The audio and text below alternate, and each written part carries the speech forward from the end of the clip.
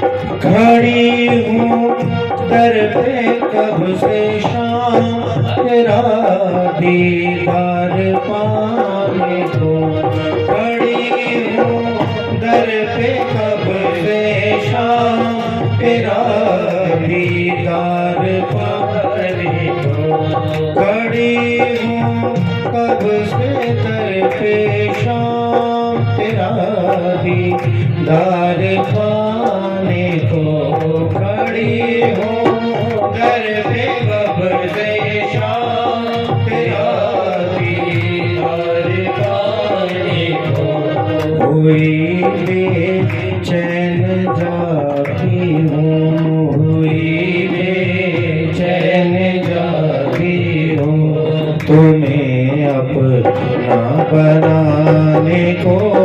हुई बेचैन जागी हूँ, तुम्हें अपना बनाने को। दिखा दो सांवरी सूरत,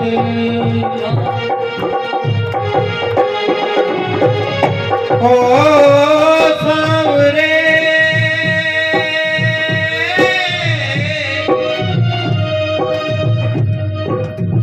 नैनों की शाम कनीरिका में मैं घनश्याम तुम्हीं को बिठाए रखूं। नेक पल को ना बाहर आने दूं,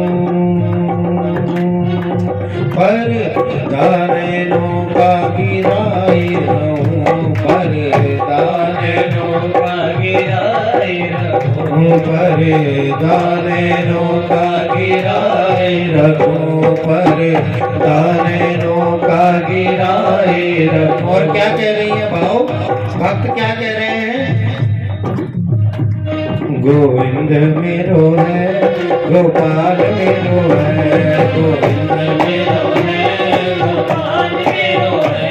श्री बांके बिहारी नंदलाल मेरो है, श्री बांके बिहारी नंदलाल मेरो है। श्री बांके बिहारी नंदलाल मेरो है, श्री बांके बिहारी नंदलाल मेरो है।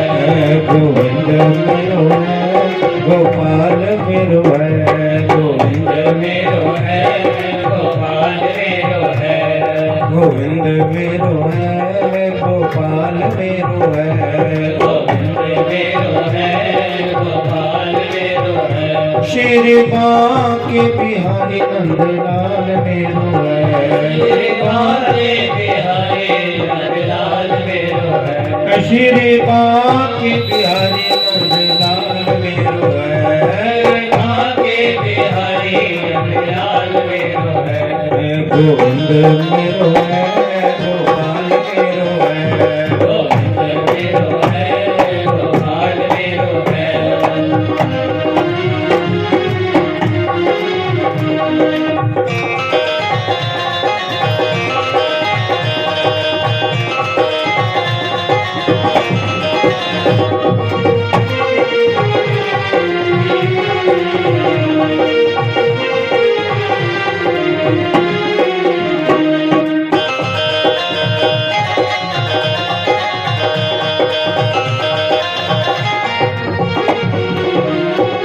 अरे राधे राधे गोविंद गोविंद राधे, राधे राधे गोविंद गोविंद राधे। अरे राधे राधे गोविंद गोविंद राधे, राधे राधे गोविंद गोविंद राधे। राधे राधे गोविंद गोविंद राधे, राधे राधे गोविंद गोविंद राधे।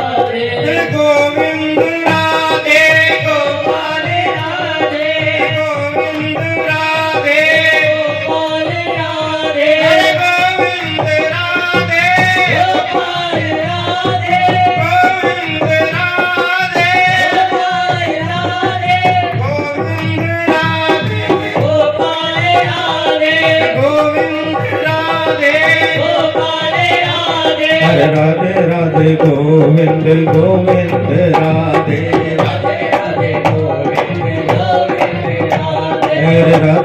हरे गोविंद गोविंद राधे राधे राधे गोविंद गोविंद राधे हरे गोविंद राधे गोपाल राधे हरे गोविंद राधे गोपाल राधे हरे गोविंद राधे गोपाल राधे हरे गोविंद राधे गोपाल राधे हरे गोविंद राधे गोपाल राधे गोविंद राधे गोपाल राधे गोविंद राधे गोपाल राधे गोविंद राधे गोपाल राधे राधे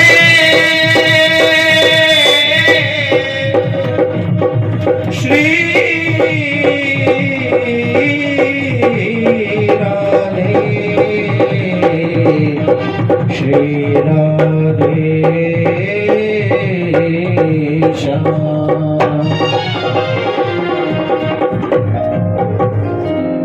प्रेम से कहिए श्री राधे, भाव से कहिए श्री राधे।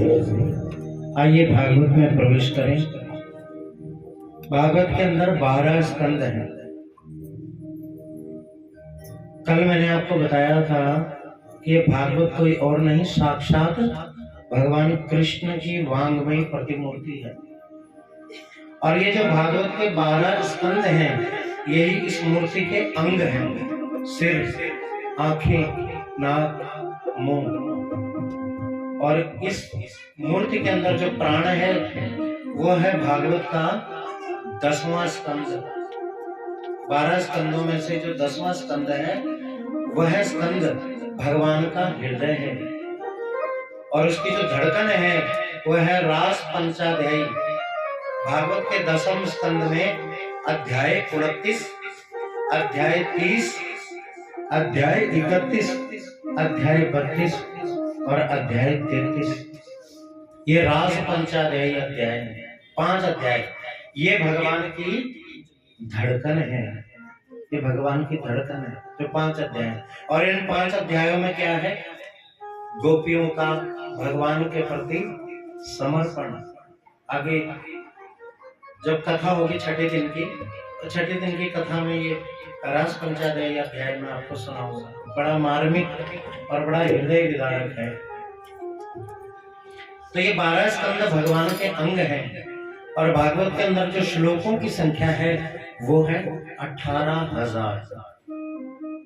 ये 18,000 श्लोक जो हैं ये भगवान के शरीर की रक्त कणिकाएं, जो छोटी छोटी नसें हैं हमारे शरीर में, ये श्लोक रक्त कणिकाएं।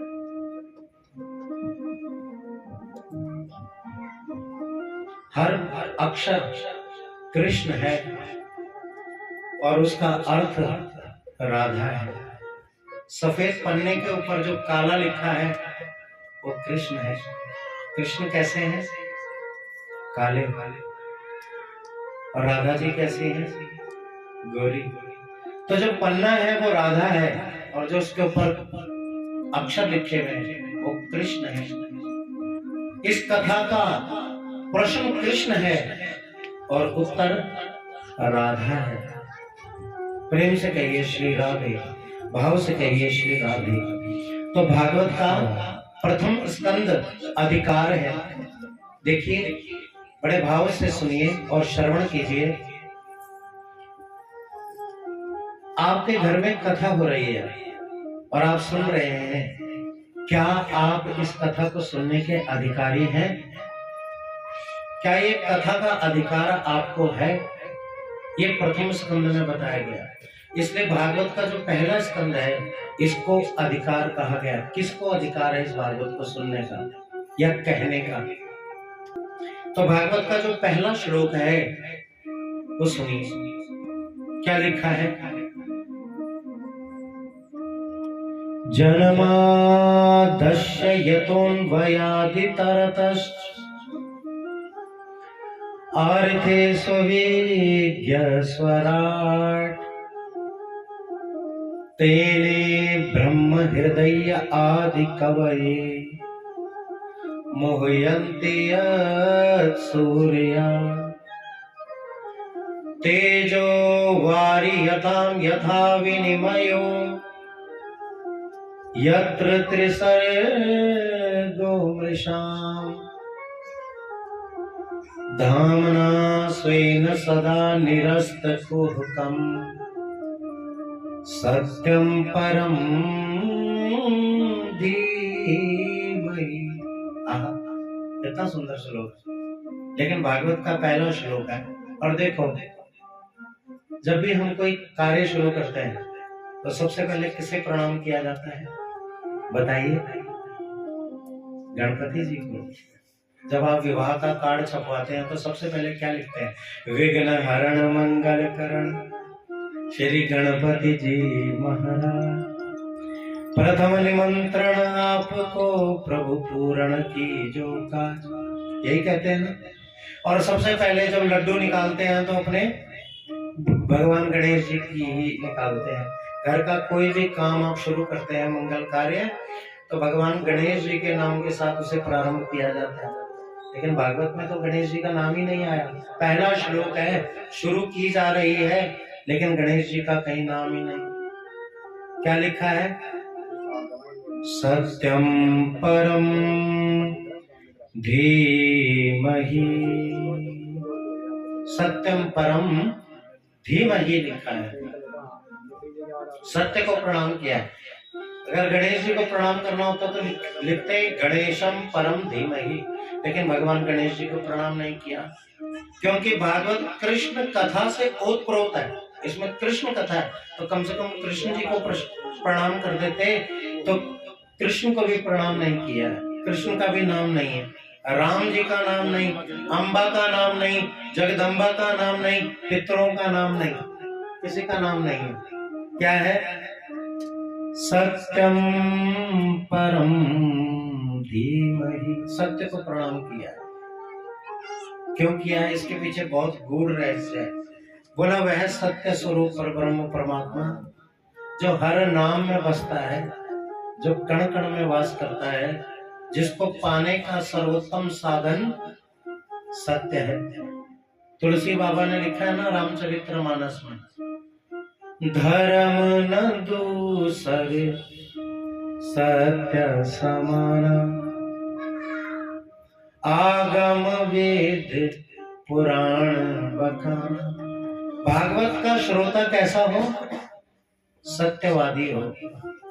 7 दिन पहले की मैं बात नहीं कर रहा, 7 दिन बाद की मैं बात नहीं करता, लेकिन कम से कम 7 दिन तो उसे झूठ नहीं बोलना चाहिए। बोलो जय श्री राधे। प्रथम स्कंद के प्रथम श्लोक में इस बात का प्रतिपादन हुआ है कि उस सत्य परमात्मा हमारे वास हृदय में वास तब करेंगे जब हम सत्यनिष्ठ होंगे, और सत्य ही धर्म है, सत्य ही धर्म है, धर्म न दूसर सत्य समान। ये बात आपको कैसे सिद्ध होगी? एक छोटा सा उदाहरण मैं आपको देता हूँ। भाव से कहिए जय श्री राधे, प्रेम से कहिए जय श्री राधे। एक राजा है, बड़े भाव से सुनिएगा। एक राजा है, राजा का नाम है सत्यवान। एक दिन राजा सत्यवान सुबह अपने बगीचे में बैठा था और उसने अपने महल से एक सुंदर पुरुष को आते हुए बाहर देखा। तो राजा ने पूछा कि महाराज, मैं सत्यवान आपको प्रणाम करता हूँ, आप कौन है? उस व्यक्ति ने कहा कि राजा, मेरा नाम है दान, मेरा नाम है दान, और आज मैं तुझे छोड़ करके जा रहा हूं। राजा ने हाथ जोड़ करके उस दान को विदा कर दिया। अगले दिन एक और पुरुष निकल के आया महल में से। राजा ने पूछा, महाराज आपका परिचय? बोला, मेरा नाम है पवित्रता, क्षमा, और आज मैं तुझे छोड़ करके जा रहा हूं। राजा ने उसे भी जाने दिया। महाराज, एक और पुरुष निकल के आया। राजा ने पूछा, आप कौन? बोला, राजा मैं तेरा यश हूँ, तेरा मान सम्मान हूँ, आज आप तुझे छोड़ करके जा रहा हूँ। राजा ने उसे भी जाने दिया। लक्ष्मी निकल करके आई और राजा को कहा कि हे राजा, मैं तेरे राज्य की राज्य लक्ष्मी हूँ और आज मैं तुझे छोड़कर जा रही हूँ। महाराज, राजा ने उस लक्ष्मी को भी नहीं रोका, उस लक्ष्मी को भी राजा ने जाने दिया। अंततः एक पुरुष निकल करके आया और उस पुरुष से राजा ने पूछा आप कौन है? राजा ने कहा मेरा नाम सत्य है, मेरा नाम सत्य है राजा, और आज मैं तुझे छोड़ करके जा रहा हूँ। राजा ने उस सत्य के पैर पकड़ लिए महाराज, भाव से कहिए श्री राधे। राजा ने उस सत्य के पैर पकड़ लिए और कहा महाराज मैं आपको नहीं जाने दूंगा, अगर आप ही मेरे जीवन से चले गए तो मेरे जीवन में धर्म का क्या महत्व रहेगा। तो राजा ने उसे रोक लिया और सत्य को जाने नहीं दिया। और सज्जनों देखिए कितनी सुंदर बात है, जब राजा ने सत्य को रोका ना तो जो लक्ष्मी राजा को छोड़कर गई थी वो वापस आ गई। जो दया दान धर्म यश वैभव राजा को छोड़ छोड़ करके चले गए थे वो सब वापस आ गए। सूत जी कहते हैं ऋषियों, जिस स्थान पर सत्य है वहां दया है, जिस स्थान पर सत्य है वहां दान है, जिस स्थान पर सत्य है वहां यश है, जिस स्थान पर सत्य है वहां कीर्ति है, जिस स्थान पर यश है, जहां सत्य है वहां यश है। तो धर्म न दूसर सत्य समान। तो पहले श्लोक में सत्य का वंदन हुआ है, प्रेम से कहिए श्री राधे, भाव से कहिए श्री राधे। पहले श्लोक में सत्य को प्रणाम किया। दूसरे श्लोक में कहा धर्मा प्रोचित कैत्र वक्त्र परमो निर्मत्सराणाम सताम वेदम वास्तव वस्तु शिवदम तापत्र उन्मूलनम। श्रीमद् भागवते महामुनि कृते किं वा परेरीश्वरः वेदं वास्तवमत्र वस्तु शिवदं तापत्रयोन्मूलनम्। बड़े ध्यान से सुनना, प्रेम से कहिए श्री राधे, भाव से कहिए श्री राधे। दूसरे श्लोक में बताया कि भागवत का अधिकारी कौन है, भागवत सुनने का अधिकारी कौन है। बोला धर्मो प्रोचित कैत्र वक्त्र परमो निर्मत्सराणाम सताम। जिसके हृदय में सबके प्रति एक भाव हो। प्रेम से कहिए श्री राधे। देखिए भागवत का जो पंडाल होता है, मंदिर का जो प्रांगण होता है, उसमें सब लोग एक जैसे होते हैं। उसमें कोई छोटा नहीं, कोई बड़ा नहीं, कोई ऊंचा नहीं, कोई नीचा नहीं, सब बराबर है। कोई शत्रु नहीं, कोई मित्र नहीं। वहां भगवान की दृष्टि में सभी एक बराबर है। इसे कहते हैं निर्मत्सराणाम रहित जीव। भगवान के प्रति, किसी जीव के प्रति मन में कपट ना हो। जिस व्यक्ति के मन में कपट नहीं है वही भागवत का सच्चा अधिकारी है। भगवान कह रहे हैं ना, निर्मल जन मन सो मोहि पावा, मोहे कपट छल छिद्र न भावा। मोहे कपट छल छिद्र न भावा। ऐसे भगवान कहते हैं कि मेरी भक्ति में कपट नहीं होना चाहिए। जिसके मन में कपट नहीं वो भागवत का सच्चा अधिकारी है। लेकिन हमारे मन में तो कपट होता है। बताऊं कैसे? बता दूं? चलो बता देता हूं। आरती करते हैं ना, आरती में आप क्या कहते हो? तन मन धन सब कुछ है तेरा, स्वामी सब कुछ है तेरा।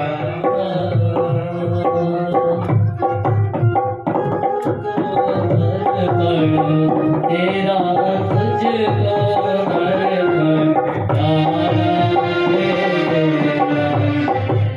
ओम जय जगदीश हरे। क्या कहते हो? तन मन धन सब कुछ है तेरा, तेरा तुझको अर्पण क्या लागे।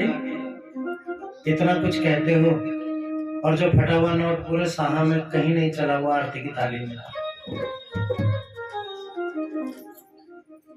अब बताओ गोविंद मिलेंगे? जो सारी तरफ से लालाओं ने वापस कर दिया ना नोट, वो ठाकुर जी की आरती की थाली में। फिर कहते हो कब मिलेंगे हमको गोविंद? फिर वो जो नोट चढ़ाया है वो खाली पीली नहीं चढ़ाया, उसको चढ़ा करके फिर भगवान पर एहसान करते हैं। क्या कहते हैं? सुख संपत्ति घर आवे, कष्ट मिटे तन का स्वामी, कष्ट कि ये जो हमने फटा हुआ नोट भगवान को अर्पित किया, भगवान से कहते हैं जो फटा हुआ नोट हमने आपको चढ़ाया, इसमें 5 रुपए की तो हमारी टेप लग गई, आधा घंटा और खराब हो गया इसको चिपकाने में, 5 रुपए की तो टेप इसको चिपकाने में लगी और आधा घंटा अलग खराब हुआ। तो प्रभु इसके खाली पीली नहीं चढ़ाए, इसके बदले में क्या चाहिए? सुख संपत्ति घर आए। खबरदार अगर मुझे और मेरे परिवार में किसी को चीख नहीं आई तो बताओ ऐसे गोविंद मिलेंगे क्या? नहीं मिलेंगे। तो भागवत का श्रोता कैसा हो? निष्कपट निष्कलंक, जिसके मन में किसी के प्रति कपट ना हो। आज ये कथा हो रही है, यहाँ पर जो भी आए, मित्र आए उसको भी भगवान मानो, शत्रु आए उसको भी भगवान मानो। वो आपका व्यवहारिक है, जो मर्जी मिलो, लेकिन वो आपके लिए नहीं आया, वो भगवान के लिए आया है, वो प्रभु से मिलने के लिए आया है। इसलिए भागवत का श्रोता निर्मत्सराणाम रहित होना चाहिए। निर्मत्सरता क्या होती है वो मैं आपको बताता हूँ। एक सेठ जी थे। अब सेठ जी ने जो है भगवान शंकर जी की पूजा की, भगवान शिव को प्रसन्न कर दिया महाराज। नवीन जी ने बताया सेठ जी को कि तुम एक जो है 40 दिन तक जो है दूध चढ़ाओ तो तुम्हारे ऊपर शिव जी प्रसन्न हो जाएंगे। सो सेठ जी ने किया और प्रसन्न हो गए। भोलेनाथ प्रकट हुए और भोलेनाथ ने कहा कि सेठ जी मैं तुम्हारी पूजा से बहुत प्रसन्न हूँ, बताओ क्या चाहिए। सेठ जी ने कहा बाबा आप तो जानो जान हैं, आपसे कुछ छुपा थोड़ी है, जो आप देना चाहो वो मुझे दे दो। भोलेनाथ ने एक घंटी अपने हाथ में प्रकट की और वो घंटी सेठ जी को दे दी और कहा सेठ जी जब भी तुम्हें किसी चीज की आवश्यकता हो तुम इस घंटी को बजा देना, तुम्हें वो चीज मिल जाएगी। भाव से कहिए श्री राधे, प्रेम से कहिए श्री राधे। लेकिन एक बात ध्यान रखना सेठ जी, जितना तुम्हें मिलेगा उससे दुगना तुम्हारे पड़ोसी को मिलेगा।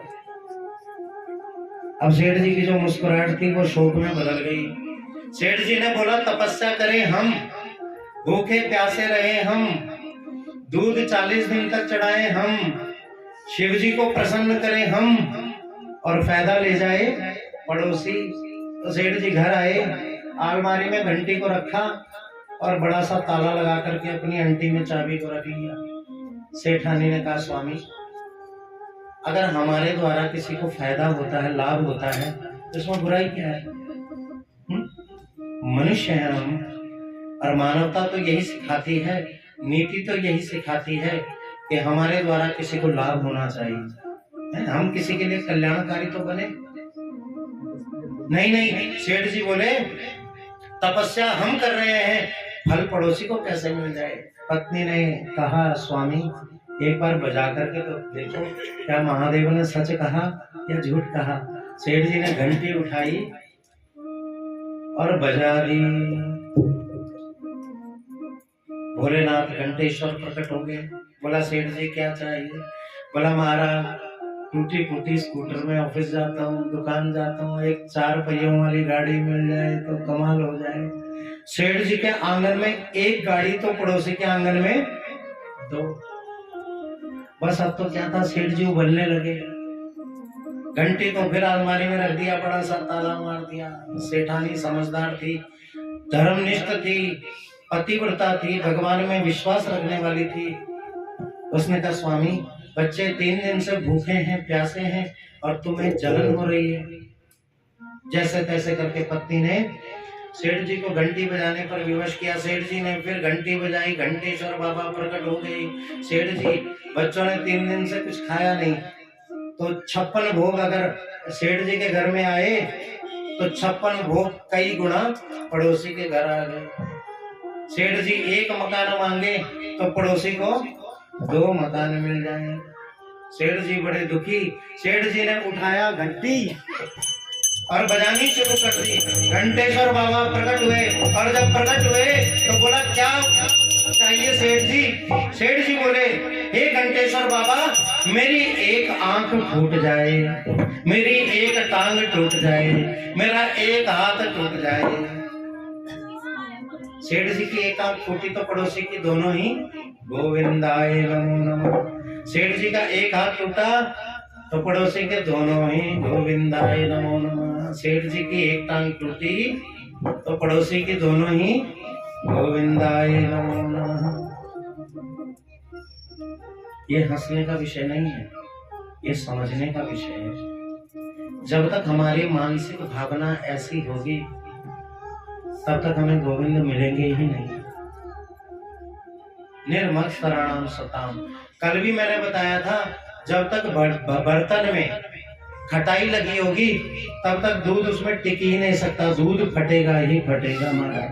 जब तक मन में कपट है तब तक जो है दूध फटेगा ही फटेगा। इसलिए इस मन को भक्ति रूपी साबुन से ऐसा चकाचक करके मांजना है कि उसमें गोविंद को प्रकट होना ही पड़ जाए। भाव से कहिए श्री राधे, प्रेम से कहिए श्री राधे।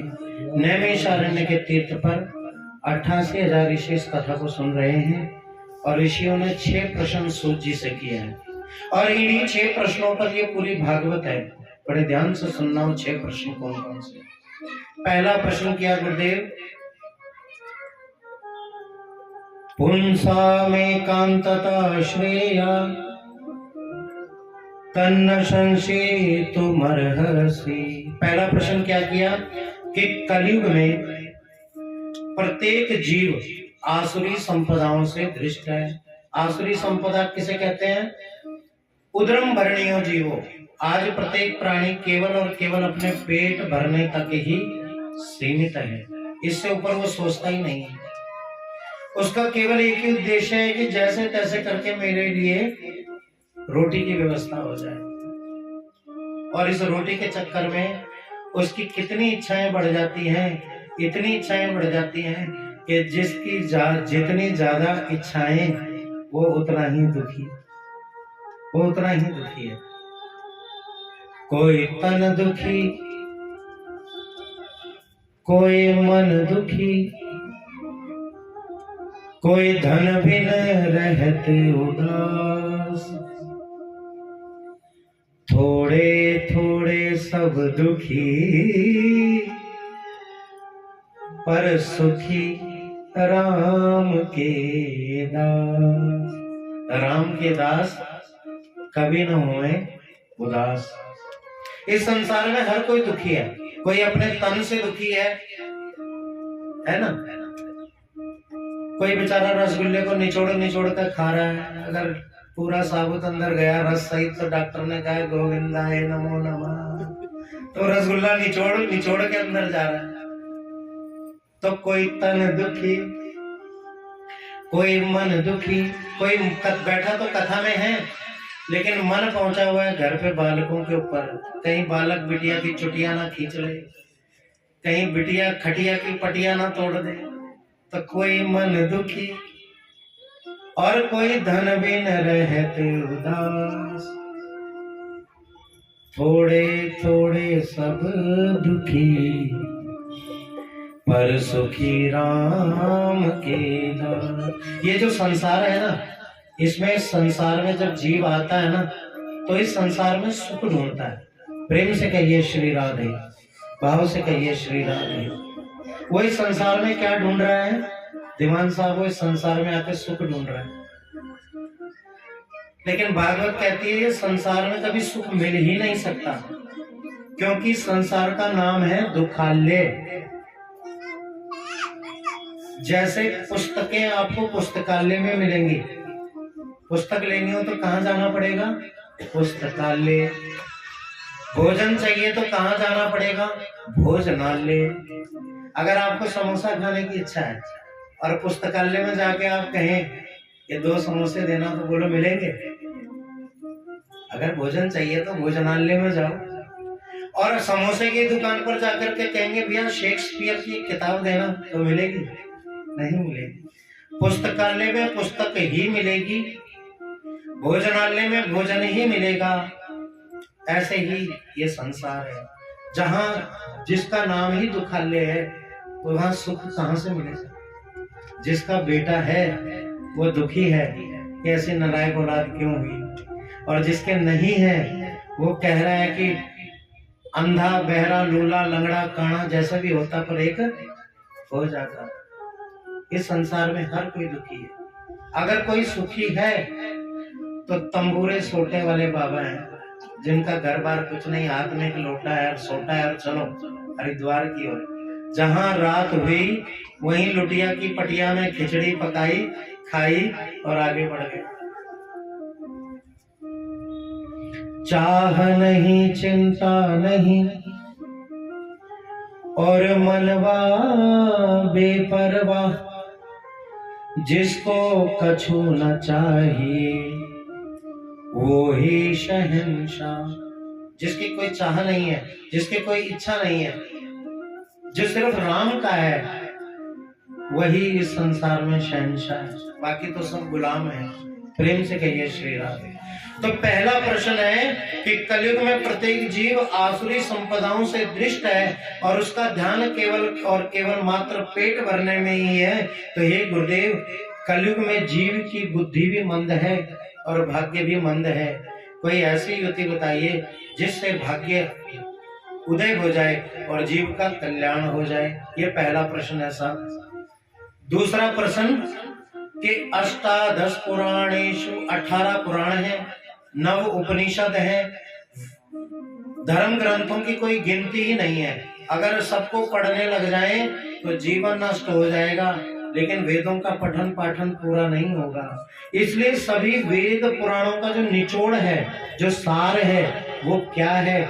जो सार है वह आप हमें बताइए। ये दूसरा प्रश्न है।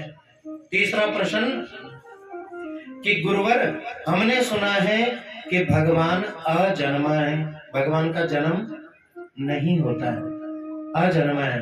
भगवान जन्म और मरण के भेद से दूर है, लेकिन फिर भी भगवान ने कौशल्या के गर्भ से राम बनकर और देवकी के गर्भ से कृष्ण बनकर के जन्म लिया, अवतार लिया। वैसे तो भगवान को वेदों में अजन्मा कहा गया है, लेकिन भगवान ने देवकी के गर्भ से जन्म लिया। तो क्या इसके पीछे भगवान का कोई लीला है, कोई प्रयोजन है? गुरुदेव आप हमें बताएं कि भगवान देवकी के गर्भ से क्यों जन्म लिए। ये तीसरा प्रश्न है। चौथा प्रश्न है कि भगवान के अब तक कितने अवतार हुए हैं? कोई कहता है 10, कोई कहता है 24, लेकिन ठीक से गणना क्या है? आप हमें भगवान के अवतारों के विषय में बताएं। यह चौथा प्रश्न है। पांचवा प्रश्न है, हमारा जीवन कृष्ण में, तत्व में, भक्ति में कैसे होगा गुरुदेव? ये पंचम प्रश्न है। और छठा प्रश्न है, ब्रूहि योगेश्वरो कृष्णो ब्रह्मणे धर्मवर्मणि स्वाकाष्ठा मधुनोपेतो धर्मम कम शरणम गता। कि जब भगवान इस धरा को छोड़कर स्वधाम गए तो ये धर्म किसकी शरण में गया?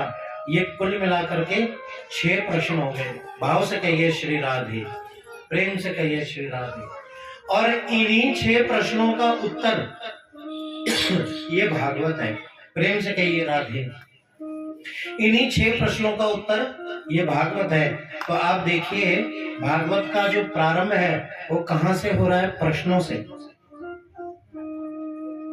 और हमारा भी जीवन में एक प्रश्न है। कभी आप ना एकांत में बैठना, आज ऐसा करना, जब कथा सुनकर के घर जाओ ना और भोजन प्रसादी पा लो।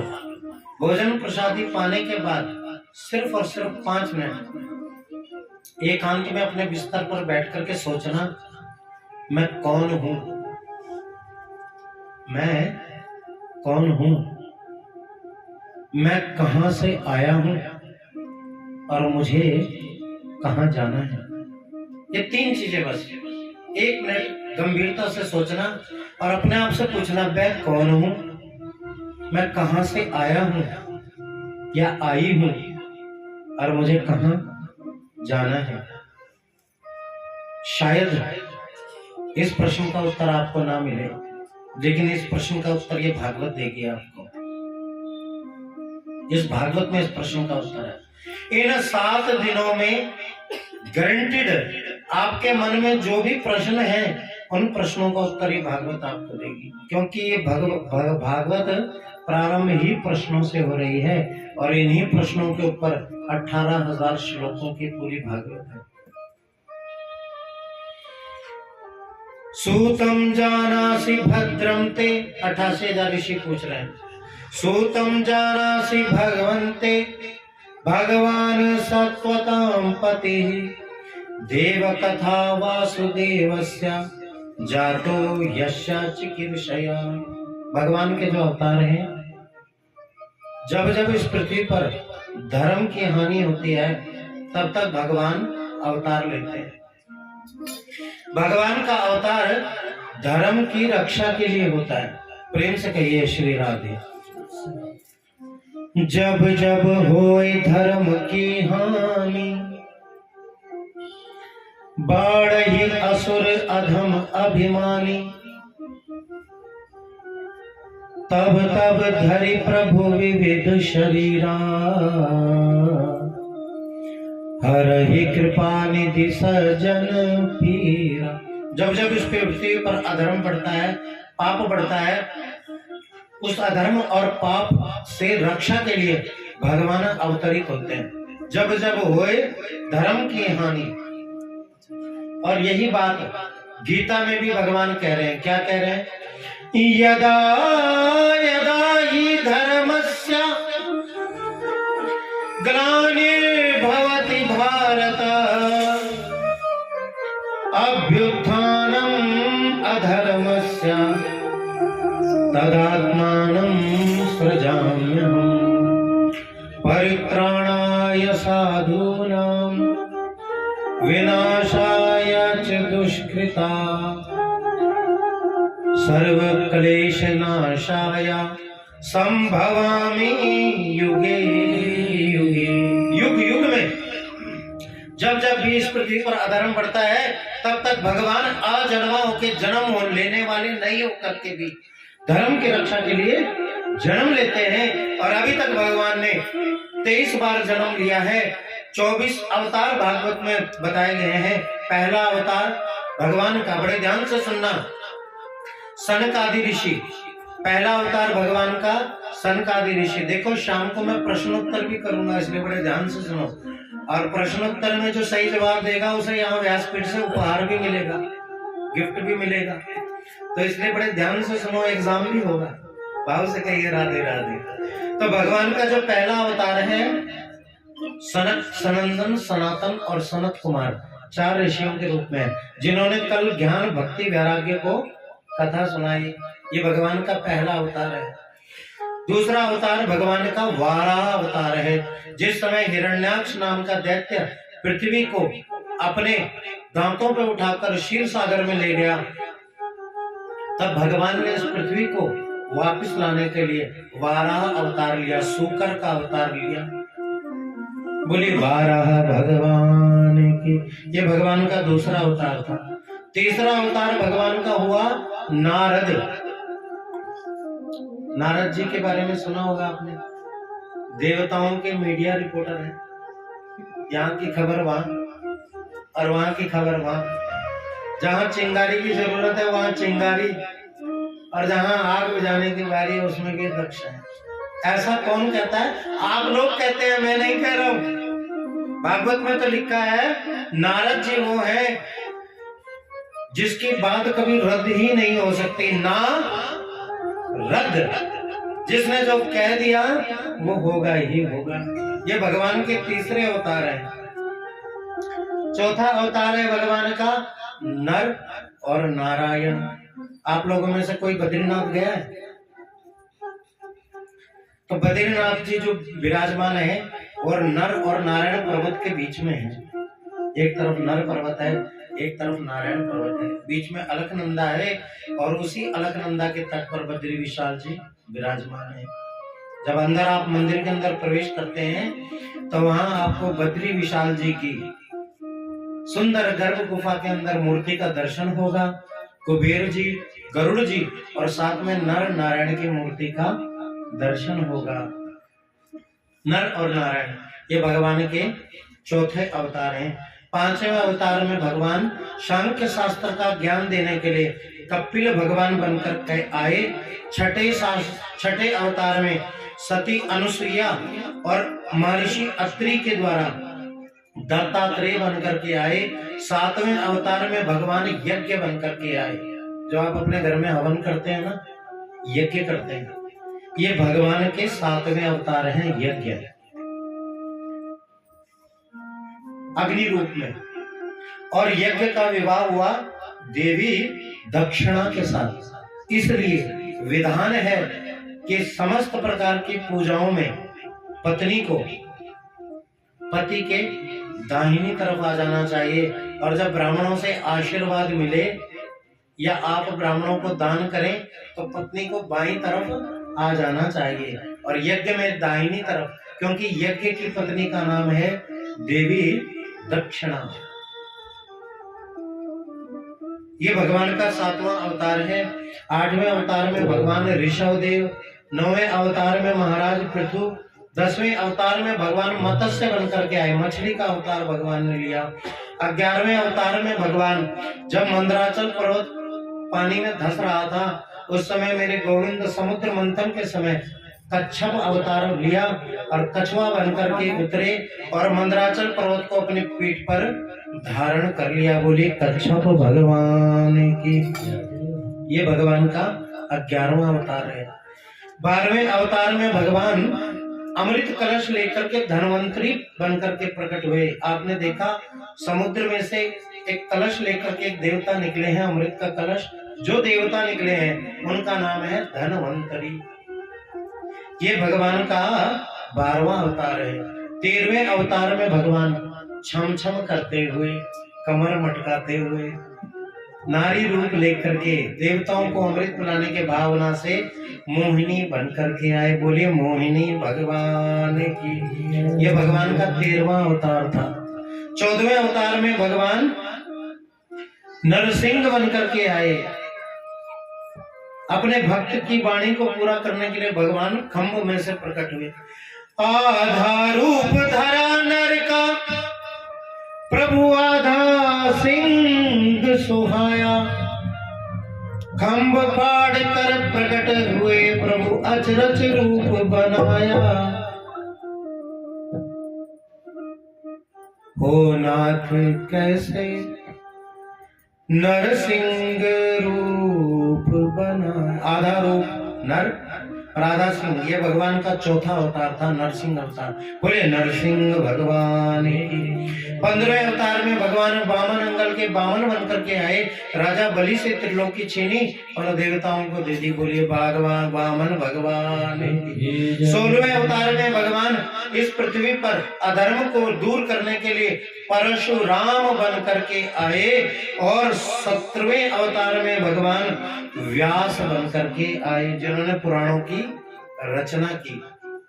व्यास बन करके आए। 18वें अवतार में मर्यादा का प्रचार और प्रसार करने के लिए मेरे गोविंद 12 कलाओं से संपूर्ण होकर के श्री राम रूप में आए। बोलिए मर्यादा पुरुषोत्तम भगवान। 19वें अवतार में बलधिक्याम बलम विधु, बल की अधिकता को लेकर बलराम बनकर के आए हैं। और 20वें अवतार में संपूर्ण अवतार, पूर्ण ब्रह्म का अवतार, 64 विद्या और 16 कलाओं से संपूर्ण होकर मेरे गोविंद आए। मेरे गोविंद देवकी के गर्भ से कृष्ण बन करके प्रकट हुए। ये भगवान का 20वां अवतार है। बोलिए श्री बाल कृष्ण लाल की जय। 21वें अवतार में हंस अवतार, 22वें अवतार में है ग्रीव, 23वें अवतार में मगध देश, जिसे आजकल आप लोग बिहार कहते हैं। प्रेम से कहिए श्री राधे। जिसे आज आप बिहार कहते हैं, उसका प्राचीन नाम है मगध देश। मगध में बौद्ध गया है, बिहार में एक स्थान गया है, वहां पर भगवान का 23वां अवतार हुआ, जिसे कहते हैं बुद्ध अवतार। जो बुद्ध भगवान है वो भगवान नारायण के ही 23वें अवतार है।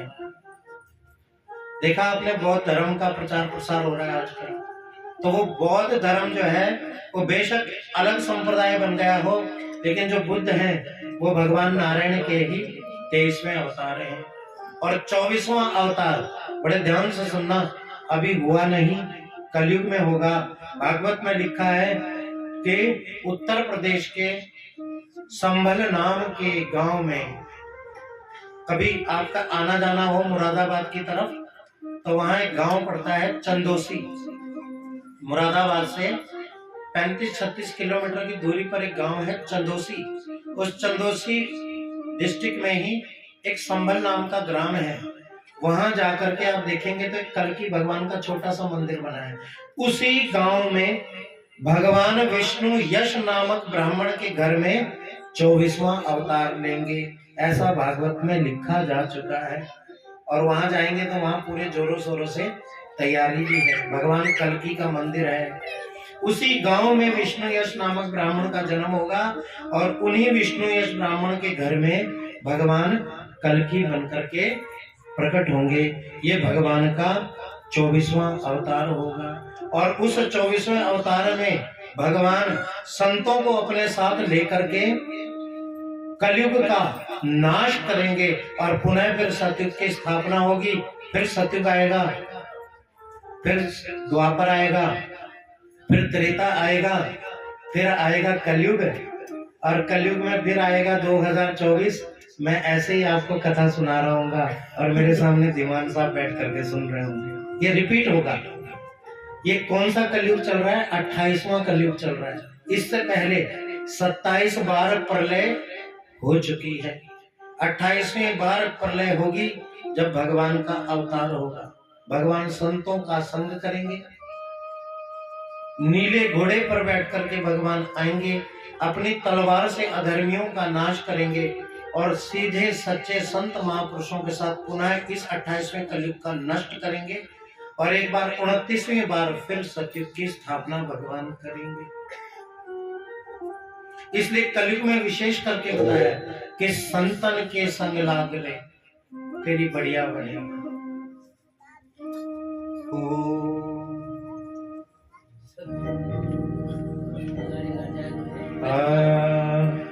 संतन के संग लाग रे।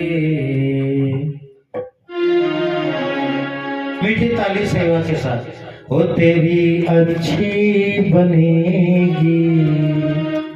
इसलिए जीवन में संतों का संग परम आवश्यक है।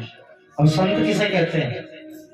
जिसके पीले कपड़े हो उसे नहीं, वो तो 100 रुपए मीटर है, दीवान साहब भी 5 मीटर लाए और पहन ले। संत कहते हैं व्यवहार को। संत एक संस्कृति का नाम है। अगर आपके मन में हर किसी के प्रति सम्मान है तो आप पैंट कमीज में भी संत है। बोलो राधे राधे। अगर आपके मन में प्रत्येक व्यक्ति के लिए ईमानदारी है, वफादारी है, नेकी है, तो आप बहन जी साड़ी या सूट पहने, आप संत हैं। संत किसी कपड़े का नाम नहीं है। अगर संत किसी कपड़े का नाम होता तो 100 रुपए मीटर आता है, 5 मीटर खरीद करके कोई भी बन जाए। इसलिए संत एक संस्कृति है, विरासत है। इसलिए कहा कि जिससे कुछ सीखने को मिले और वो हमारे कल्याण के लिए हो तो सीखना चाहिए। कई बार ना घर में छोटे छोटे बच्चे होते हैं, वो भी इतनी अच्छी बात बोल लेते हैं ना कि हमें, अगर हम उस बच्चों की उस बात को मान लिया जाए तो जीवन हमारा पलट सकता है। तो वो बच्चा फिर हमारे लिए संत बनकर के आया। संतन के संग लाग रे तेरी बिगड़ी बनेगी। संतन के संग लाग रे तेरी बिगड़ी बनेगी, तेरी अच्छी बनेगी। बिगड़ी बनेगी तेरी अच्छी बनेगी। बिगड़ी बनेगी तेरी अच्छी बनेगी, बिगड़ी बनेगी तेरी अच्छी बनेगी। ओए तेरा बड़ भाग रे, ओए तेरा बड़ भाग रे, वो तेरी अच्छी बनेगी, संसन के संग लाग रे, तेरी अच्छी बनेगी। मीठी ताली सेवा के साथ हरि बोल।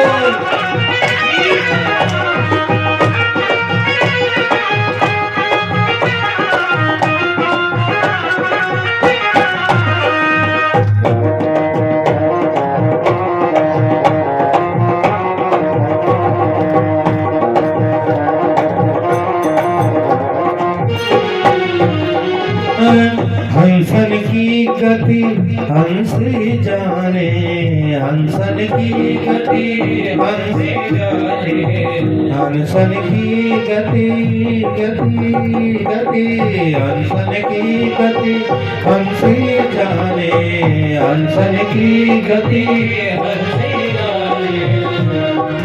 और जाने क्या कोई कागरे, अरे जाने क्या कोई कागरे, तेरी अच्छी बनेगी, संतन के संग लागरे, तेरी अच्छी बनेगी, अच्छी बनेगी तेरी बिगड़ी बनेगी, अच्छी बनेगी तेरी बिगड़ी बनेगी, अच्छी बनेगी तेरी बिगड़ी बनेगी, अच्छी बनेगी तेरी बिगड़ी बनेगी। ओए तेरा बड़ भाग रे, ओए तेरा बड़ भाग रे, तेरी अच्छी बनेगी, संतन के संग लाग रे, तेरी अच्छी बनेगी।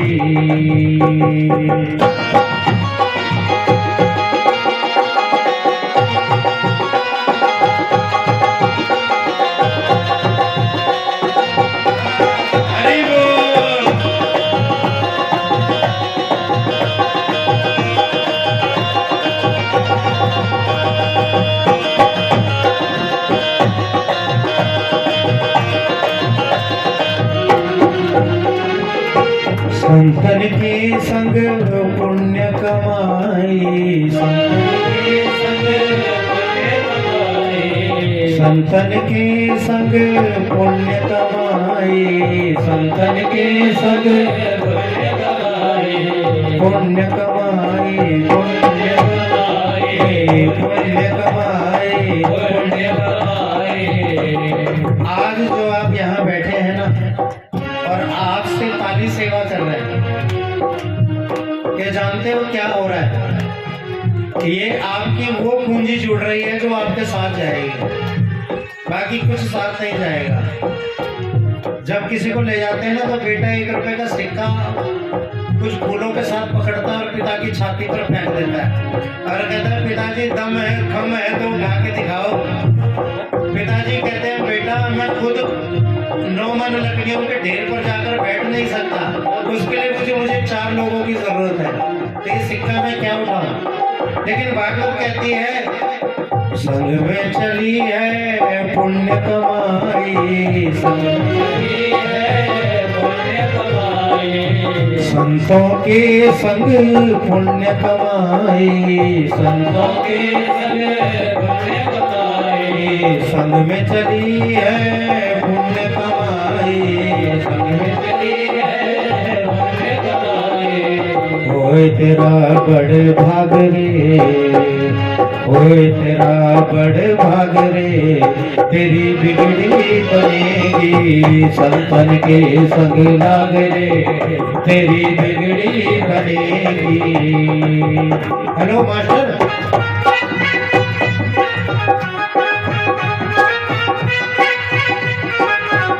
थोड़ा बेस कम कर यार।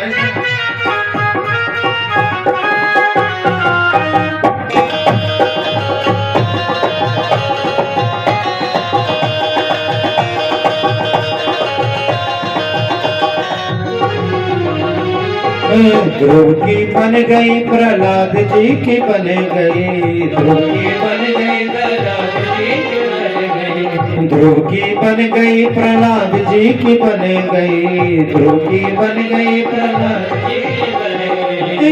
गुरु सुमिरन में लग रे, गुरु सुमिरन में लग रे, तेरी बिगड़ी बनेगी संतन के संग लग रे, तेरी बिगड़ी बनेगी, बिगड़ी बनेगी तेरी अच्छी बनेगी, बिगड़ी बनेगी तेरी अच्छी बनेगी, बिगड़ी बनेगी तेरी बिगड़ी बनेगी, बिगड़ी बनेगी तेरी अरे संतन के संग लग रे, संतन के संग लग रे, तेरी बिगड़ी बनेगी, संतन के संग लग रे, तेरी बिगड़ी बनेगी।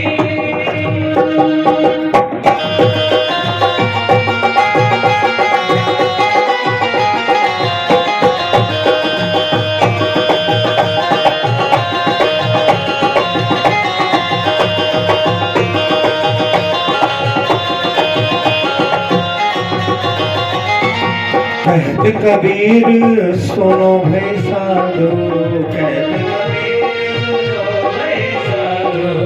कहत कबीर सुनो भाई साधु, कहत कबीर सुनो भाई साधु।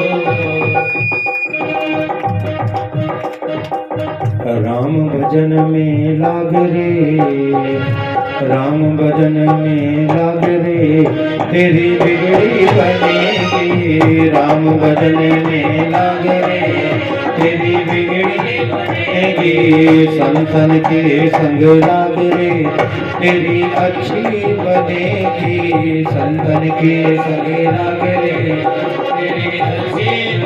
तेरी अच्छी बनेगी, तेरी अच्छी बनेगी, अच्छी बनेगी, तेरी अच्छी बनेगी, अच्छी बनेगी, तेरी बिगड़ी बनेगी, तेरी अच्छी बनेगी, तेरी बिगड़ी बनेगी।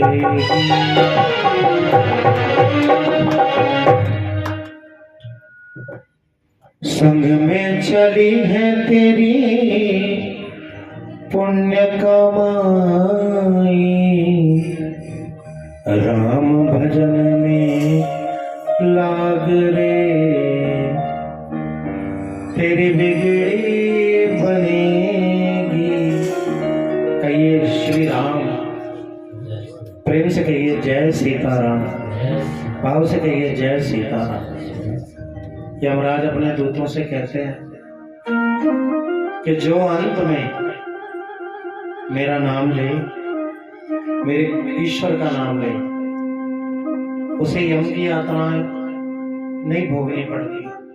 जो अंत में एक बार राम कह दे, उसे इस लोक में लेकर के मत आना, वो विष्णु लोक का अधिकारी है। तो यमदूत यमराज से कहते हैं कि गुरुजी, फिर तो जीवन भर आदमी पाप करेगा और अंत में जाकर के जैसे ही प्राण निकलने होंगे राम कह देगा, फिर तो अपन लोगों की नौकरी तो चौपट हो जाएगी।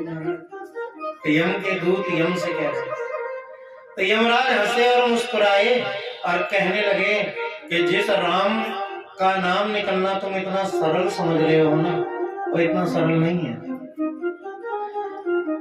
राम कहना इतना सरल नहीं है। हर किसी के मुंह से राम नहीं निकलता। राम उसी के मुंह से निकलेगा जिसको राम जी चाहेंगे। अंत में कंठ अवरोधने विदु, कंठ अवरुद्ध हो जाता है, चाह करके भी राम नहीं निकलता, कृष्ण नहीं निकलता। और अवस्था तो ऐसी हो जाती है महाराज की लास्ट में तो जो ये पहरेदार है ना 32, ये भी बाहर आ जाते हैं, बोलो राधे राधे। और जब ये दांत बाहर आ जाते हैं, फिर चाहे जितना मर्जी कृष्ण कृष्ण बोल लो, मुंह से कंस कंस ही निकलेगा, बोलो राधे राधे। क्योंकि मुंह में दांत तो है नहीं, सो हवा हवा निकलेगी। सो कृष्ण कृष्ण कहेंगे लेकिन हवा के साथ निकलेगा कंस कंस। तो सोचो कि कंस कहते हुए प्राण त्यागोगे तो क्या होगा, और राम कहते हुए प्राण त्यागोगे तो क्या होगा। आज बद्री आश्रम में व्यास जी, जिन्होंने 18 पुराणों को लिखा है, असंतोष में बैठे हैं, दुखी बैठे हैं। उसी समय वहां नारद जी का आगमन होता है। नारद जी पूछते हैं कि व्यास जी, आप तो 17 पुराणों के रचयिता हैं और 17 पुराणों की रचना करने के बाद भी आप उदास बैठे हैं। हे गुरु जी, आपकी उदासी का कारण क्या है? व्यास जी कहने लगे, मैंने 17 पुराणों को तो लिख दिया, लेकिन मेरे मन में संतोष नहीं है। और जब हमें अपने किए हुए काम में संतोष नहीं मिलता ना, तो जीवन भर हम उदास रहते हैं। प्रेम से कहिए श्री राधे, भाव से कहिए श्री राधे, आनंद से कहिए श्री राधे। देखो माताएं बहनें हैं ना, बहुत सुंदर सब्जी बनाती हैं, बड़े भाव से बनाती हैं। क्यों बहन जी, बनाते हैं? कितना सुंदर भोजन बनाते हैं। और जब वो किसी को भोजन परोसे और कोई यूं कह दे, बहन जी बनी तो बहुत अच्छी है, लेकिन थोड़ा सा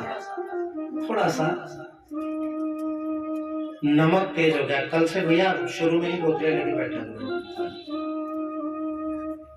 है ना। बहन जी, आपने बड़ी स्वादिष्ट सब्जी बनाई और खाते हुए कोई आपको यूं कह दे, सब्जी तो बहुत बढ़िया बनी है, लेकिन बस थोड़ा सा नमक तेज हो गया, तो बहन जी को रात को नींद नहीं आई। बहन जी कहेंगी, मैंने इतने प्रेम से बनाई, इतने प्यार से परोसी, और देखो इसमें तो कमी निकल गई। ऐसे ही व्यास जी कहने लगे कि मैंने 17 पुराण तो लिखे, लेकिन मेरे मन में कहीं भी संतोष नहीं। नारद जी ने कहा, आप गुरु कृपा लीजिए, गुरु कृपा होगी तो देव कृपा होगी, और जब देव कृपा होगी तो मन में संतोष होगा। व्यास जी ने नारद जी से पूछा कि देव कृपा बड़ी है या गुरु कृपा बड़ी है? बड़े ध्यान से सुनना। देव कृपा बड़ी होती है या गुरु कृपा बड़ी होती है? जब ऐसा प्रश्न व्यास जी ने नारद जी से किया, तो नारद जी ने अपने पूर्व जन्म की कथा व्यास जी को सुनाई। भाव से कहिए श्री राधे, प्रेम से कहिए श्री राधे, आनंद से कहिए जय जय श्री राम। तो जब कहा कि गुरु कृपा बड़ी या देव कृपा बड़ी, तो नारद जी ने अपने पूर्व जन्म की कथा सुनाई। इस जन्म में तो नारद जी क्या हैं? देव ऋषि हैं, लेकिन पूर्व जन्म में क्या थे? तो पूर्व जन्म की कथा व्यास जी को सुना रहे, ताकि इनके मन में बैठा संतोष दूर हो जाए। नारद जी कहने लगे, शिवरंजनी ले लेना भैया, शिवरंजनी ले लेना।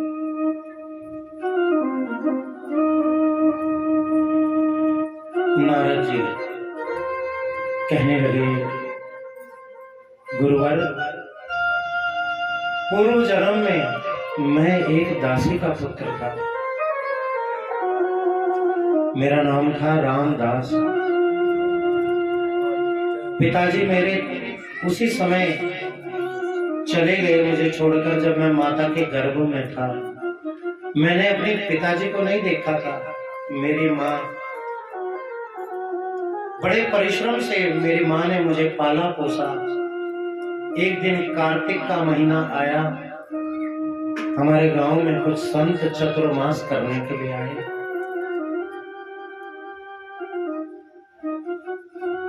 और जब चतुर्मास करने के लिए आए, तो मेरी माँ मुझे गोद में लेकर उन संतों के पास गई और उन संतों से कहा कि हे महाराज, मैं आपकी सेवा करना चाहती हूँ, बदले में मुझे कुछ नहीं चाहिए। जो आपकी जूठन होगी, उसी जूठन से मैं और मेरा पुत्र अपना पेट भरेंगे। उन संतों ने मेरी माँ को आज्ञा दी। मेरी माँ सुबह उठती, उन संतों के चोली को लीपती, भोजन बनाती, संतों को भोजन पवाती। और हे व्यास जी, जब वो संत भोजन करके उठ जाते, तो उनकी जूठी पतलों में जो महाप्रसादी होती थी, उस महाप्रसादी को मैं और मेरी माँ ग्रहण करती थी। ऐसा करते करते व्यास जी हमें 3 माह हो गए, और जैसे ये 4था माह प्रारंभ हुआ, मेरी माँ रात को गौशाला में गौ को दोहन दूध निकालने गई, ना जाने कहां से एक विषैला सर्प आया। मेरी माँ का पैर उस सर्प के ऊपर पड़ा और उस सर्प ने मेरी माँ के पैर पर दंश दे दिया और मेरी माँ के प्राण वहीं उड़ गए।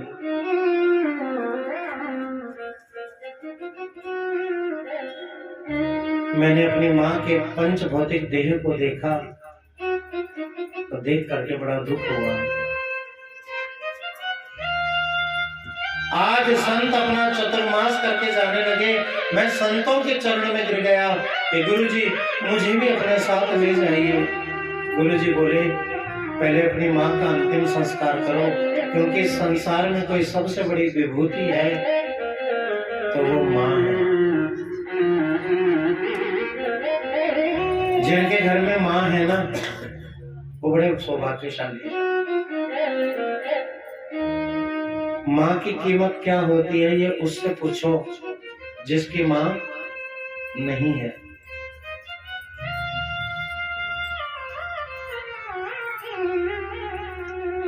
सब रिश्ते मिल जाएंगे जग में, नहीं मिलेंगे माते पिता।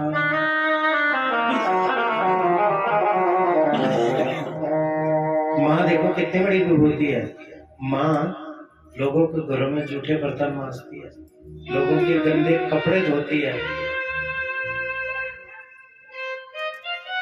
और अपने 5 बच्चों को पढ़ा लिखा करके अफसर बनाती है। और जब वही 5 बच्चे अफसर बन जाते हैं तो मिल करके एक माँ को नहीं पाल सकते। कितना बड़ा दुर्भाग्य है हमारा। ऐसी संतान केवल और केवल बस अपनी माँ को प्रसव पीड़ा देने के लिए उत्पन्न हुई है और उस तक कोई प्रयोजन नहीं है संसार में आने का। मेरी आंखों से झरझर करके आंसू बहने लगे। मैंने अपनी माता का और दैहिक संस्कार किया, पंचकर्म किया और पंचकर्म करने के बाद मुझे संतों के द्वारा एक मंत्र मिला। मंत्र क्या है? नमो भगवते तुभ्यं वासुदेवाय धीमहि प्रद्युम्नाय निरुद्धाय नमः शंकर्षणाय च। नमो भगवते तुभ्यं वासुदेवाय धीमहि प्रद्युम्नाय निरुद्धाय नमः शंकर्षणाय च। इसे भागवत में कहते हैं वासुदेव गायत्री। ये 33 अक्षरों का मंत्र है। कलयुग में प्रत्येक जीव इस मंत्र को गा सके, इसलिए इसको 33 मंत्रों से घटा करके 12 अक्षर का बना दिया गया। ओम नमो भगवते वासुदेवाय, ये 12 अक्षर का बना दिया गया, लेकिन है ये 33 अक्षर का मंत्र। नमो भगवते तुभ्यं वासुदेवाय धीमहि प्रद्युम्नाय निरुद्धाय नमः शंकर्षणाय च। ये मंत्र मुझे संत देकर गए। मैंने इस मंत्र को जपा और इस मंत्र को जपने से मेरा अंतःकरण शुद्ध हो गया। आधा हृदय तो मेरा संतों की जूठी प्रसाद खाने से हो गया और जो बचा खुचा पाप था वो इस मंत्र के जाप से नष्ट हो गया।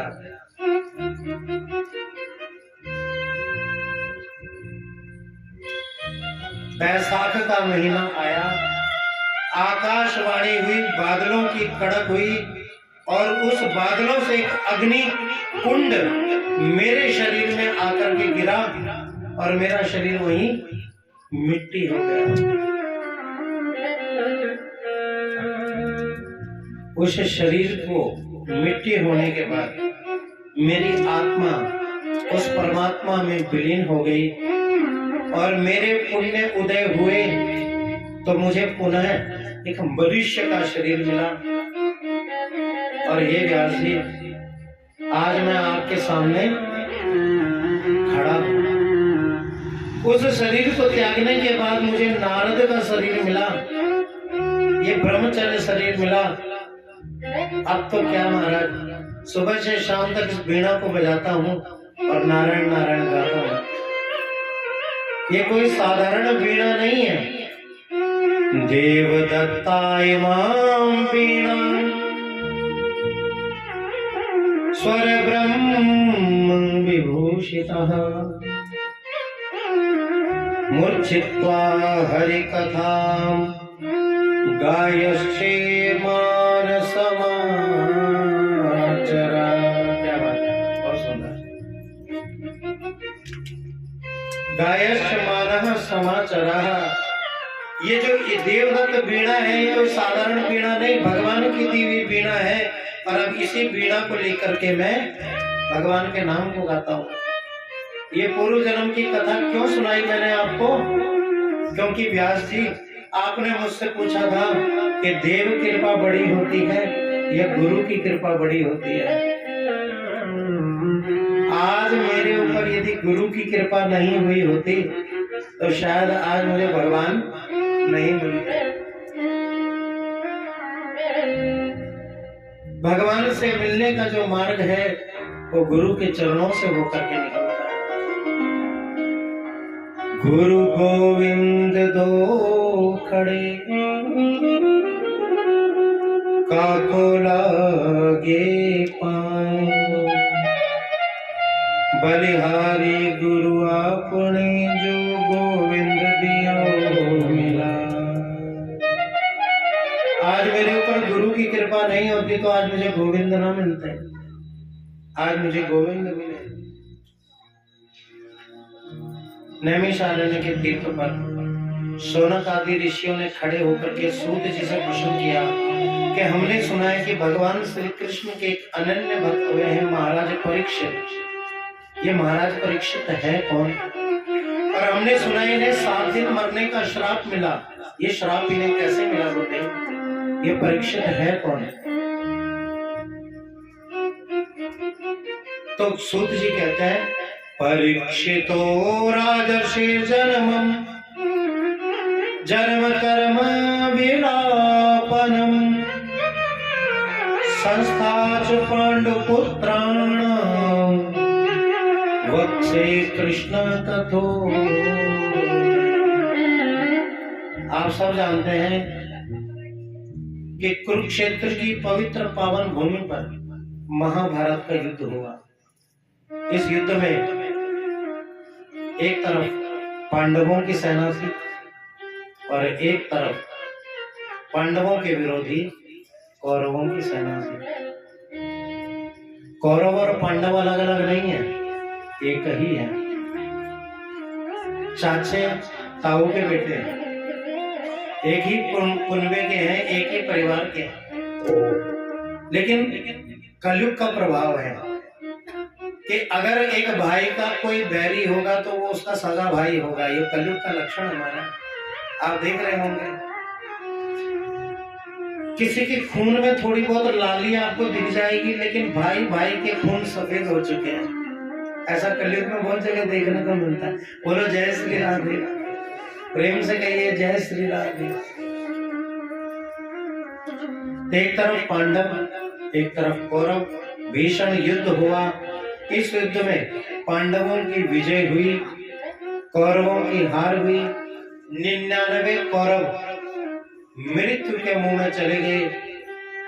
एक अकेला मात्र पूरी रणभूमि के अंदर कोई जीवित बचा है तो वो बचा है दुर्योधन, जो अपनी अंतिम सांसें ले रहा है, आखिरी सांसें ले रहा है। सारी तरफ अपने भाइयों की शव को देख करके रो रहा है, कभी हंस रहा है। उसी समय इस दुर्योधन के परम मित्र हैं जिनका नाम है अश्वत्थामा, ये मिलने के लिए आए। और जैसे ही उस दुर्योधन के शव को, उस दुर्योधन के सिर को उठाकर अश्वत्थामा ने अपने जंघाओं में रखा और उसके मुंह में जल डाला उसी समय दुर्योधन बोल पड़ा, तो मेरा सच्चा मित्र है। अश्वत्थामा बोला, मैं तेरा सच्चा मित्र हूं, तो मेरी अंतिम इच्छा पूर्ण करेगा अश्वत्थामा? अश्वत्थामा ने कहा, बोलो भ्राता, आपकी अंतिम इच्छा क्या है? दुर्योधन बोलता है, मित्र, हम 100 थे, एक नहीं बचा, वो 5 थे, एक नहीं मरा। मेरी आखिरी इच्छा है कि मैं 5 में से एक को मरा हुआ देख लूं, तो मेरे प्राण निकलेंगे।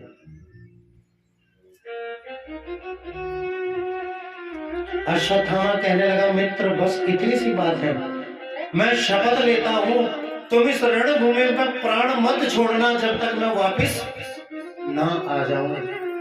उसी रणभूमि से इस अश्वत्थामा ने उसी दुर्योधन की तलवार को उठाया और पांडवों के शिविर की ओर चल पड़ा। पांचों के पांचों पांडव शिविर में तान दुपट्टा सो रहे हैं। बोलो जय श्री राम। पांचों के पांचों पांडव तो सो रहे हैं, लेकिन गोविंद श्री कृष्ण मेरे केशव आज सारी रात नींद नहीं आई।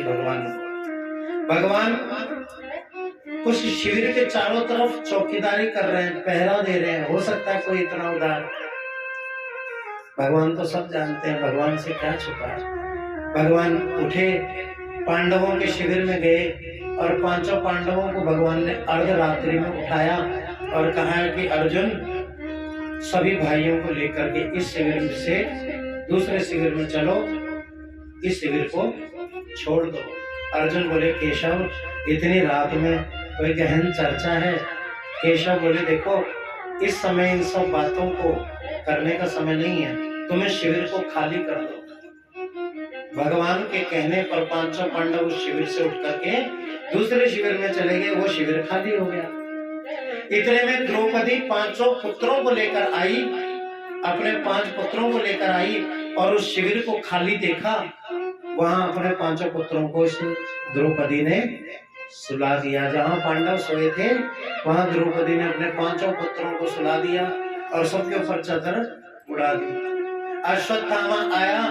अश्वत्थामा ने सोचा कि पांचों के पांचों पांडव गहरी नींद में सो रहे हैं। इसने हर किसी का सिर पकड़ा और अपनी तलवार से 5 पुत्रों के सिर काट दिए और 5 के 5 को सिरों को अपने हाथों में पकड़कर उस रणभूमि में गया और दुर्योधन से कहने लगा, मित्र तुम एक पांडव का सिर मांग रहे थे, मैं तो 5 पांडवों का सिर काट कर ले आया। दुर्योधन बोला, मित्र तुम मेरे सच्चे मित्र हो, मुझे भीम का सिर दिखाओ। क्योंकि दुर्योधन को सबसे ज्यादा अगर किसी से क्रोध था तो वो भीम था, क्योंकि आदरणीय भीमसेन ने अपनी गधाओं से दुर्योधन की जंघाओं को चकनाचूर कर दिया था। इसलिए सबसे बड़ा विरोध, वैर यदि इस दुर्योधन को किसी से था तो वो भीम से था। बोला, मुझे भीम का सिर दो। अश्वत्थामा ने 5 सिरों में जो भारी भरकम सिर था, जो बड़ा सिर था, वो अश्वत्थामा ने दुर्योधन के हाथ में दे दिया। दुर्योधन ने बड़े आक्रोश में आकर उस सिर को जैसे ही अपनी मुट्ठी में दबाया, वो सिर चकनाचूर हो गया। नीचे गिरा करके दुर्योधन चीख चीख कर रोने लगा, अरे अश्वत्थामा ये तूने क्या कर दिया? मैंने तुझसे पांडवों का सिर लाने को कहा था, तो उनके पुत्रों के सिर काट ले आया। ये भीम का सिर हो ही नहीं सकता, जिसमें 100 हाथियों का बल हो उसका सिर इतना कोमल नहीं हो सकता। अरे आतताई, अरे बाल हत्यारे, ये तूने क्या कर दिया? तू द्रौपदी के 5 पुत्रों के सिर काट के ले आया। तूने मेरे कुल में किसी को पानी देने के लायक भी नहीं छोड़ा। हाय हाय हाय करता हुआ उसी रणभूमि में दुर्योधन ने अपने प्राणों को छोड़ दिया। सुबह हुई, द्रौपदी अपने 5 पुत्रों को उठाने के लिए शिविर में आई। देखती है रक्त की धार, रोने लगी, चीखने लगी, चिल्लाने लगी। द्रौपदी के रोने की आवाज सुनकर केशव, अर्जुन, भीम, नकुल, सहदेव, धर्मराज, युधिष्ठिर सब वहां आ गए। रक्त की धारा को देखकर सब में क्रोध हो गया। अर्जुन ने अपने गांडीव पर तीर को लगा लिया। कृष्ण, मैं उसे छोड़ूंगा नहीं जिसने निर्लज कर्म किया है। भीमसेन ने भी अपनी गदाओं को अपने कंधे पर रख लिया। भ्राता, जिसने निर्लज कर्म किया है, मैं शपथ लेता हूँ अपनी गदा से मैं उसकी जंघाओं को चकनाचूर कर दूंगा। कृष्ण बोले, शांत,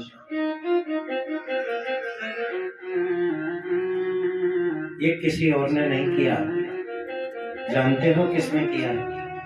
भीम कहने लगा, केशव, अगर तुम जानते हो तो बस एक बार उसका नाम बता दो, हम उसको जीवित नहीं छोड़ेंगे। भगवान कृष्ण कहने लगे, वो कोई और नहीं, तुम्हारे गुरु द्रोणाचार्य का पुत्र अश्वत्थामा है। अर्जुन ने रथ सजाया, अस्त्र शस्त्रों से लैस उस रथ को किया और निर्लज अश्वत्थामा को अपने रथ पे बांध करके द्रौपदी के सामने खड़ा कर दिया और कहा कि देवी, जो तू कहेगी वो दंड इस अश्वत्थामा को मिलेगा। भाव से कहिए श्री राधे, प्रेम से कहिए श्री राधे। अब देखिए, जैसे ही अर्जुन उस अश्वत्थामा को मारने लगा, द्रौपदी आगे आकर के खड़ी हो गई। क्या कहती है द्रौपदी? स्वामी, इसको छोड़ दो। भीमसेन कहने लगा, देवी, ये तो कैसी बात करती है? इसने हमारे बच्चों की हत्या की है, इसको तो छोड़ना नहीं चाहिए। तो द्रौपदी कहती है कि एक माँ का दुख क्या होता है, एक माँ से बेहतर कोई नहीं जान सकता। तुम इसको मारोगे, क्या मेरे पुत्र जीवित हो जाएंगे? तुम इसका सिर काट दोगे, क्या मेरे पुत्रों के सिर जुड़ जाएंगे? आज मैं जैसे पुत्र वियोग में तड़प रही हूँ, मैं नहीं चाहती कि इसकी माँ भी उस पुत्र वियोग में तड़पे, इसलिए छोड़ दो। कृष्ण से पूछा कि तुम तो न्यायाधीश हो, तुम बताओ क्या करना चाहिए? भगवान कहने लगे, अर्जुन, ब्रह्म बंधुर्न हन्तव्यः आततायी वधारणः मय्येवो भयं मामनात् परिपायन्तु शासनम्। शास्त्र क्या कहता है? शास्त्र कहता है बच्चे के हत्यारे को छोड़ना नहीं चाहिए। बड़े ध्यान से सुनना शास्त्र की बात। शास्त्र कहता है कि बच्चे के हत्यारे को छोड़ना नहीं चाहिए, लेकिन क्योंकि ये अश्वत्थामा एक ब्राह्मण है, इसलिए इसे मारना नहीं चाहिए, इसलिए इसको छोड़ भी दो और मार भी दो। भीमसेन कहने लगा, वाह वाह वाह श्री कृष्ण, तुम जैसे दो चार न्यायाधीश और आ गए तो हो गया बंटारा। ये क्या न्याय है, मार भी दो और छोड़ भी दो? या तो इसको मारा ही जाएगा या इसको छोड़ा ही जाएगा। अर्जुन समझ गए। अर्जुन इसलिए समझ गए कि अर्जुन के मन में भगवान श्री कृष्ण के प्रति गुरु का भाव है, और गुरु क्या कह गए एक सच्चा चेला ही समझ जाता है। अर्जुन ने तरकस से तीर निकाला, अश्वत्थामा के सिर के बाल हटाए और जो ब्रह्म मणि थी उस मणि को बाहर निकाल करके अश्वत्थामा को अपने शिविर से धक्का दे करके बाहर निकाल दिया। अब होना तो क्या चाहिए था? इस अश्वत्थामा को शुक्रिया करना चाहिए था पांडवों का। इसको छोड़ दिया, लेकिन ये अपनी हरकतों से बाज नहीं आया। इसने देखा कि आज श्री कृष्ण पांचों पांडवों के साथ, द्रौपदी के साथ, मां कुंती के साथ गंगा के तट पर पांचों पुत्रों का श्राद्ध करने गए हैं। घर में अकेली बची है तो केवल उत्तरा जो है वो अभिमन्यु की पत्नी है,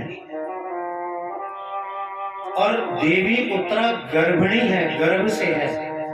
अभिमन्यु तो चक्रव्यूह में वीरगति को प्राप्त हो गए, लेकिन इनकी पत्नी गर्भवती है, अश्वत्थामा ने अपने शिविर में बैठे बैठे सोचा, क्यों ना मैं पांडवों के बीज को ही खत्म कर दूं, इनके कुल में किसी को जीवित ही ना छोड़ूं, ये अच्छा मौका है। इस अश्वत्थामा ने अपने शिविर में बैठे बैठे उत्तरा के गर्भ पर ब्रह्म अस्त्र चला दिया।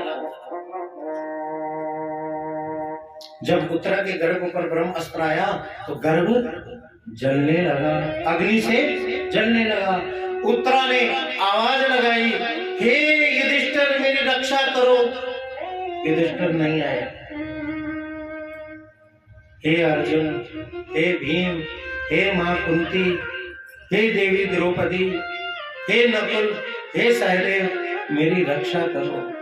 और जब किसी ने न सुनी ना, तब इसने भगवान को पुकार लगाई, पाहि पाहि महायोगिन देव देव जगतपते नाना त्वद्भयं पश्ये यत्र मृत्यु परस्परम। जैसे इसने भगवान को पुकार लगाई, भगवान एक रूप से इसके गर्भ में प्रवेश कर गए। अंगूठे के बराबर भगवान गर्भ में प्रवेश कर गए। गर्भ में जाकर के भगवान ने सुदर्शन चक्र धारण कर लिया और उस सुदर्शन चक्र की शीतलता से उस ब्रह्मास्त्र की अग्नि चंदन के समान शीतल हो गई। एक रूप से तो भगवान उसके गर्भ में जाकर के उसकी गर्भ की रक्षा कर रहे हैं और एक रूप से बाहर खड़े हुए पूछ रहे हैं, बिटिया रानी नहीं कोई कष्ट तो ना हो रहा। पुत्र हाथ जोड़ करके खड़ी होगी, कहने लगी, कन्हैया जिसके रक्षक तुम हो उसको क्या कष्ट हो सकता है, उसको क्या दुख हो सकता है। आज आपने मेरी गर्भ की रक्षा की। सूर्य जी कहते हैं, जाको राखे साइया मार सके ना कोई, बाल न बांका कर सके जो जग बैरी हो। जिसके रक्षक स्वयं भगवान हैं उसको कौन मार सकता है। भगवान ने गर्भ में उत्तरा के उस शिशु की रक्षा की। वापस भगवान आए हैं, अर्जुन से कहा, अर्जुन ब्रह्मास्त्र का तोड़। ब्रह्मास्त्र कांटे को कांटे से निकाला जाता है, लोहे को काटने के लिए लोहे का ही प्रयोग होता है, विष को मारने के लिए दवाई रूप में विष ही चलता है, विष की औषधि विष। इसलिए ब्रह्मास्त्र को काटने का सही तरीका ब्रह्मास्त्र। अर्जुन ने इधर से ब्रह्मास्त्र चलाया, दोनों ब्रह्मास्त्र आपस में टकराए, भीषण गर्जना हुई। अश्वत्थामा का ब्रह्मास्त्र नष्ट हो गया। आज उत्तरा के गर्भ से एक सुंदर से शिशु ने जन्म लिया। बड़ा विलक्षण शिशु। संसार का शिशु जब पैदा होता है तो साफ रोता है, लेकिन ये जो उत्तरा के गर्भ से पैदा हुआ, ये शिशु चौकड़ी मार करके बैठ गया और अपनी आंखें चारों तरफ घुमाने लगा और इसका नाम पड़ा परीक्षित। बोलिए श्री परीक्षित जी महाराज की जय। परी का अर्थ होता है चारों ओर। परी का अर्थ चारों ओर। इक्षित का अर्थ देखना। ये पैदा होते ही रोया नहीं, बल्कि मुस्कुरा करके चारों तरफ देखने लगा। संत महापुरुष कहते हैं कि यह उस भगवान को देख रहा है जिस भगवान ने इसकी गर्भ में रक्षा की है। ततः सर्व गुणोदर के सानुकूल ग्रहोदय जग्गे वंशधरा पांडो भूयो पांडुर्बो। भगवान ने इस बालक को गोद में उठाया और बड़ा लाड किया, बड़ा प्यार किया और भगवान ने इस बालक के लिए मामा होने का फर्ज अदा किया। जैसे मामा लेके आता है ना भांजे के लिए छूछक, आपके यहाँ पता नहीं क्या कहते हैं, छूछक, खिलौने, कपड़े, वो सब कृष्ण भगवान उस बच्चे के लिए लेकर आए हैं। और जब उस बच्चे का नामकरण हुआ तो नाम रखा गया विष्णु रात। विष्णु के द्वारा जो रक्षित हुआ विष्णु रात। आज भगवान द्रौपदी और पांचों पांडवों के साथ बैठे और भगवान ने बोला कि सुनो, मैंने अपनी लीलाओं को पूर्ण कर दिया, अब मैं द्वारिका जाना चाहता हूं। और देखो आज भगवान द्वारिका जाने के लिए तैयार हुए।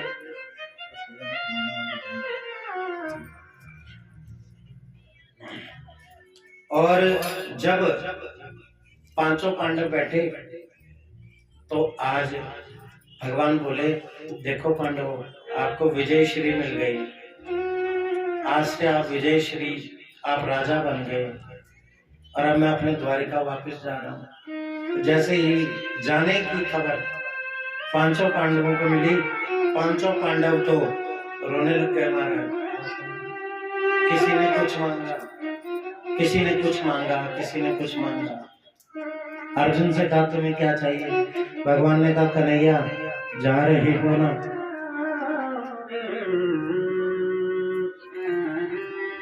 ये जो हमारा गुरु शिष्य का भाव है ये ऐसे ही बना रहे, देकर जाना चाहते हो तो गुरु शिष्य का भाव ऐसे ही बना रहे, ऐसा वरदान देकर के जाओ। भीम से पूछा तुम्हें क्या चाहिए? भीम कहने लगा प्रभु ये जड़ बुद्धि का शरीर है, मोटा शरीर है, जैसा शरीर है वैसी बुद्धि है। इतने समय आप हमारे साथ रहे, इस मोटी बुद्धि से, इस जड़ बुद्धि से अगर मैंने आपको कोई अपशब्द कही हो, आपका दिल दुखाया हो, हे केशव आप मुझे क्षमा करो। नकुल सहदेव से पूछा तुम्हें भी कुछ चाहिए? प्रभु बस आते जाते रहा करो। सोच लेना कि सावन की रुत आ गई, हमसे मिलने मिलाने का वादा करो। शाम आँखों से लगी आज सावन झड़ी, सोच लेना कि सावन की रुत आ गई। जा रहे हो तो जाने की जिद ना करो, जा रहे हो तो जाने की जिद ना करो, जा रहे हो तो आने का वादा करो, जा रहे हो तो आने का वादा करो। नकुल सहदेव भगवान के चरणों में गिर गए। किसी ने कुछ मांगा, किसी ने कुछ मांगा, किसी ने कुछ मांगा। देवी द्रौपदी तुम्हें भी कुछ चाहिए? द्रौपदी भगवान के अंक से लिपट गई, इतना रोई, इतना रोई।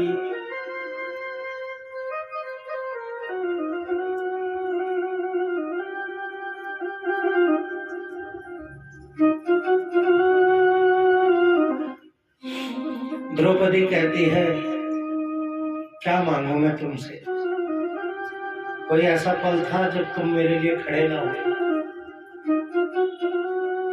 बीच सभा में मेरी साड़ी उतारी जा रही थी, उस समय अगर तुम न खड़े होते तो मैं आज किसी को मुंह दिखाने के लायक नहीं रहती। कि दुखों से अगर चोट खाई न होती तो कन्हैया तेरी याद आई न होती। दुनिया में मैं किसे मुंह दिखाती, जो लाज तूने मेरी बचाई न होती।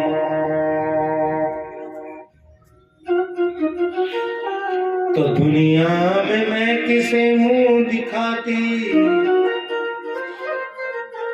जो लाज तूने मेरी बचाई न होती।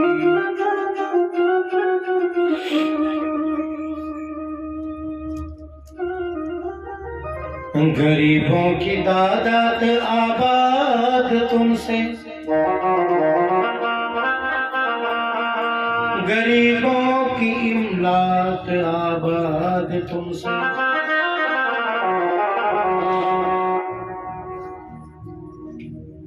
तो दुनिया में मैं किसे मुंह दिखाती कि सोनी ही रहती अदालत तुम्हारी, कि सोनी ही रहती अदालत तुम्हारी। मैं तुमसे क्या मांगू? ये सखा और सखी का जो भाव है, ये भाव बना रहे। भगवान कृष्ण द्रौपदी को अपनी सखी मानते हैं और द्रौपदी भी भगवान को अपना सखा मानती है, इसलिए सखा सखी का भाव बना रहे। इस चर्चा में महाराज रात बीत गई, सुबह हुई। अर्जुन ने बड़ा सुंदर सोने का रथ सजाया और उसके घोड़ों की लगाम पकड़ करके लाया, और जैसे गोविंद बैठ करके विदा होने लगे ना, रथ के आगे कुंती आ गई। कुंती ने रथ के घोड़े पकड़ लिए।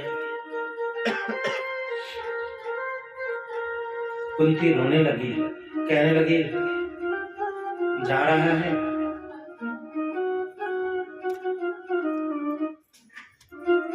बुआ क्या करूं, जाना पड़ेगा। कुंती कहने लगी सबको कुछ ना कुछ दे करके जा रहा है, मुझे कुछ नहीं देगा।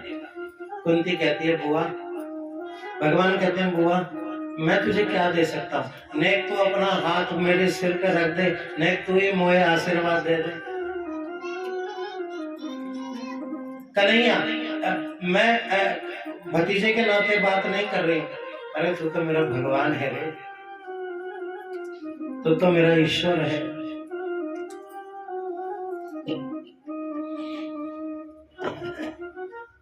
कुंती पल्ला ऐसे पकड़कर भगवान के सामने खड़ी हो गई, कहती सबको कुछ न कुछ देके जा रहा है, मुझे भी देके जा।